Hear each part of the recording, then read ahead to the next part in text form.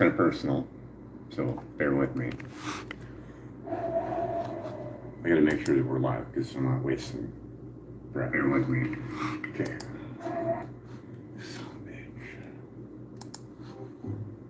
You guys can record us. We can record you guys. Like we're recording. Look at not me recording. Look at all these cameras. 1, 2, 3, 4, 5, 6. Show your face. See how they treat the police? They don't even care about NYPD here on these streets. Okay, so what? Just like. Other people. Then don't get mad at me. Just like you're recording him. If you bless you, man. You don't like. You're Okay.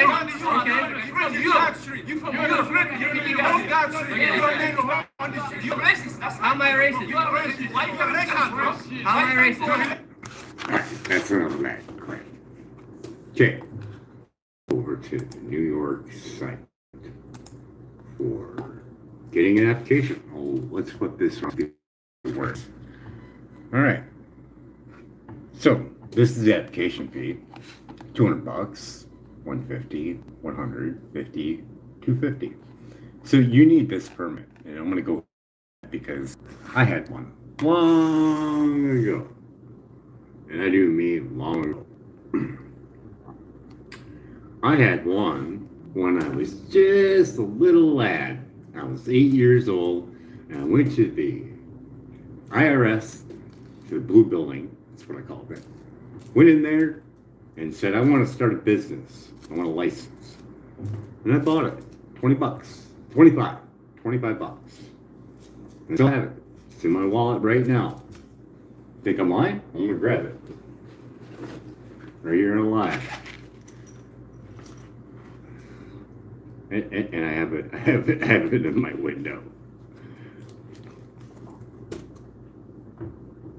Wisconsin seller's permit. So you gotta have that. You gotta have that to get that permit.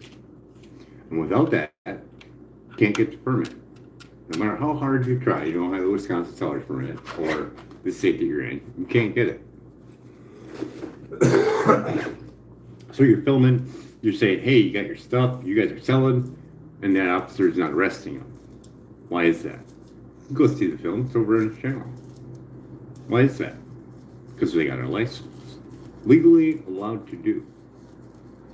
Right there. Non-vendors, 30 days, 20 days. Mine was 25 bucks for that one, and it was, I want to say 25 for the mobile seller's permit.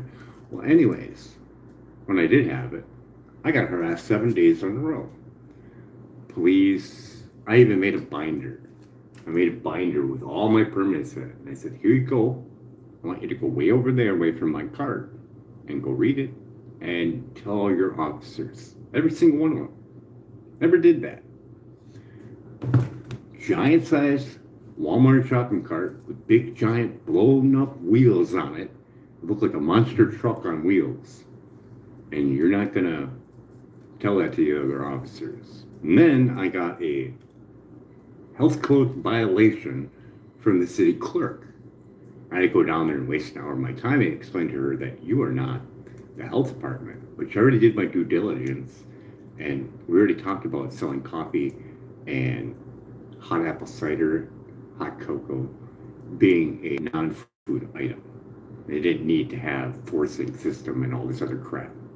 As long as I had extra utensils where if it fell on the ground, you just put it in a bag and grab a new one. I've been a cook since I was 15, and I've always been the guy that they put on when they're having an inspection, because I'm real serious about food. So, with that being said, these people have their permit, otherwise, the officer would start arresting them. Because it is a big, huge fine, and it goes up every time you get caught. So if you don't have your permit, you don't have your tax ID number. If you don't have your tax ID number, you're not selling anything. And with your tax ID number, you are going to pay taxes. They will come up with a magical number if you don't give a statement of what you sold, what you claim for profit. They will come up with outrageous numbers. I freaked out just because I didn't put in a reseller's form for a 12-pack of fake Zippos. Fake Zippos. Not claiming that they're Zippos, just like them maybe not claiming those as Gucci handbags, because who in the right mind is going to buy a Gucci handbag on the street for $100 when it's normally, $5,000 or whatever it is, right? They know what they're buying. They understand that it's a look-alike. Now, if they're trying to market it as, oh no, this is 100% Rolex, that's a different story, but I don't think they're doing that. And you got glasses, AI glasses or whatever, hidden cameras, do that then. Do that. Then that's not right.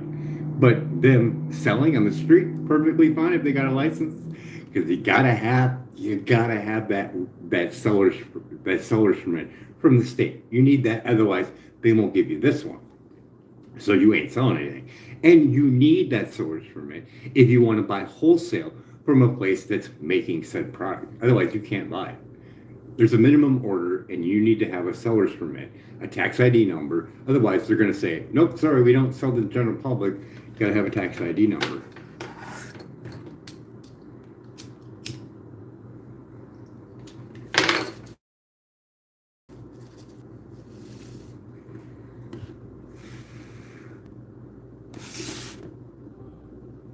So we clarified that you got to have your permits to sell in the city of New York, right? And they're limiting permits, but you got to have a permit. That's exactly right. Securing a valid permit is a mandatory requirement for legal street vending, and the limited number creates a significant challenge for many vendors.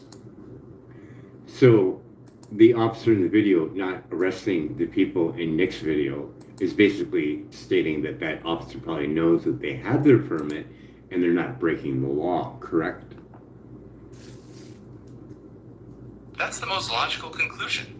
If the officer didn't... I mean, Nick points out in the video that they got bags of stuff, they got evidence, and the officer's right there directing traffic saying, no, he's agitating the system, he's escalating it, he's not de-escalating it, he's trying to make it bigger than what it is, but he's not arresting them. Nick pointed out that there's your stuff right there you were selling.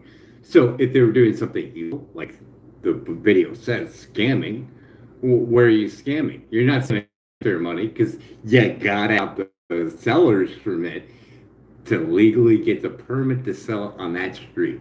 And mine's even different now because it goes on, they give up their own municipality and they don't reflect state law. And that's what I was also fighting too. They're telling me I could only be on the street for 10 minutes when state law says 15 minutes. You've hit on a really important distinction between local municipal rules and state laws, especially when there's a conflict regarding time limits or other operating conditions. They even tried to even flag me from selling in the area of the Packers Stadium. So fine, I went right on the line and went right over to the Green Bay line, and that's where I set up. I had no problem. That was a strategic move. Navigating jurisdictional boundaries can be tricky, but finding that legal line is exactly how you... I made $97 my first day, and then the following next several days, police asking me where your permit is and all this. The second day I made a folder with them all in it and just said, here, go over there. But that constant harassment, people don't want to come by you and buy from you because they think there's something weird going on. Not fun at all. And his video is clear misrepresentation. Constant scrutiny can certainly create an atmosphere that deters customers and disrupts Let's your just business. stop right there. Any one of those vendors, stop right there. Stop right there. Any one of those vendors that are there in New York, why don't you just make a video of posting your tax things that you have to fill out every quarterly or yearly, depending on which one you choose, but show that, make videos of that. Be like, I'm a street vendor, here's my license that I paid for, here's my tax ID number.